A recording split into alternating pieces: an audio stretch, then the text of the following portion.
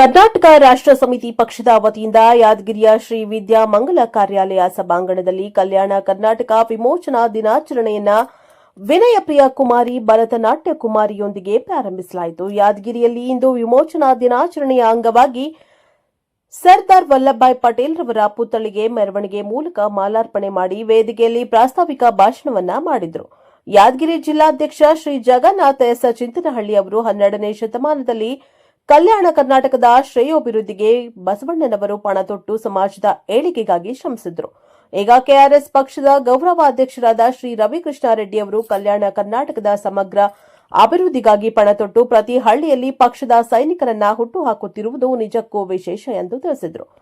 KRS ಪಕ್ಷದ ಯಾದಗಿರಿ ಜಿಲ್ಲಾ ಉಸ್ತುವಾರಿಗಳು ಹಾಗೂ ರಾಜ್ಯ ಸಂಘಟನಾ ಕಾರ್ಯದರ್ಶಿಗಳಾದ ಶ್ರೀಮತಿ ದೀಪಾ ಮನ್ನೂರ್ ಅವರು ಮಾತನಾಡಿ, ಯಾದಗಿರಿ ಜಿಲ್ಲಾದ್ಯಂತ ಸಾರ್ವಜನಿಕರಿಗೆ ಸಿಗಬೇಕಾದ ಸೇವೆಗಳು, ಸೌಲಭ್ಯಗಳು, ಮೂಲಭೂತ ಸೌಕರ್ಯಗಳು ಸಿಗದಂತಾಗಿದೆ. ಕರ್ನಾಟಕ ರಾಷ್ಟ್ರ ಸಮಿತಿ ಪಕ್ಷವು ಜನಸಾಮಾನ್ಯರ ಧ್ವನಿಯಾಗಿ ಕೆಲಸ ಮಾಡಲಿದೆ ಎಂದು ತಿಳಿಸಿದರು. ಈ ಸಂದರ್ಭದಲ್ಲಿ ರಾಜ್ಯ ಕಾರ್ಯಾಧ್ಯಕ್ಷರಾದ ರಘು ಜಾಣಗೆರೆ, ರಾಜ್ಯ ಉಪಾಧ್ಯಕ್ಷರಾದ ಸೋಮಸುಂದರ್, ಕೆಎಸ್ ರಾಜ್ಯ ಪ್ರಧಾನ ಕಾರ್ಯದರ್ಶಿ ರಘುಪತಿ ಭಟ್, ರಾಜ್ಯ ಜಂಟಿ ಕಾರ್ಯದರ್ಶಿ ಎಲ್ ಜೀವನ್, ರಾಜ್ಯ ಸಂಘಟನಾ ಕಾರ್ಯದರ್ಶಿಗಳಾದ ರಘುನಂದನ್ ಜೆಪಿ, ಆನಂದ ರಾಯಚೂರು, ಜಿಲ್ಲಾಧ್ಯಕ್ಷರಾದ ರಾಘವೇಂದ್ರ ಕಂದೂರು, ರಾಜ್ಯಾದ್ಯಂತ ಪಕ್ಷದ ಪದಾಧಿಕಾರಿಗಳು, ಸೈನಿಕರು ಉಪಸ್ಥಿತರಿದ್ದರು.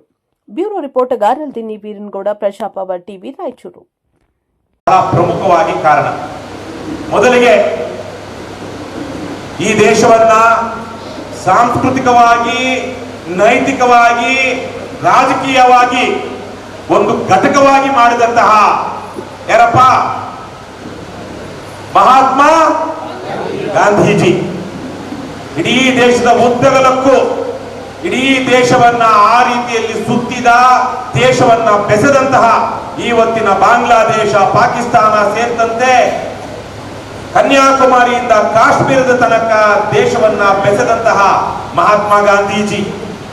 ಅದೇ ರೀತಿಯಲ್ಲೇ ದೇಶದಲ್ಲಿ ಪ್ರಜಾಪ್ರಭುತ್ವದ ಬುನಾದಿಯನ್ನ ಹಾಕಿ ಒಂದು ರೀತಿಯಲ್ಲಿ ಪ್ರಜಾಪ್ರಭುತ್ವದ ಡೆಮೊಕ್ರೆಟಿಕ್ ಇನ್ಸ್ಟಿಟ್ಯೂಷನ್ಸ್ ನ ಕಟ್ಟಿ ದೇಶವನ್ನ ಒಗ್ಗಟ್ಟಾಗಿ ಇಟ್ಟುಕೊಂಡು ಕಾಪಾಡಿಕೊಂಡು ಒಂದು ಉತ್ತಮವಾದಂತಹ ಆದರ್ಶಯುತವಾದಂತಹ ಆಡಳಿತ ಕೊಟ್ಟಂತಹ ಭಾರತದ ಪ್ರಪ್ರಥಮ ಪ್ರಧಾನಮಂತ್ರಿ ಜವಾಹರ್ಲಾಲ್ ನೆಹರು.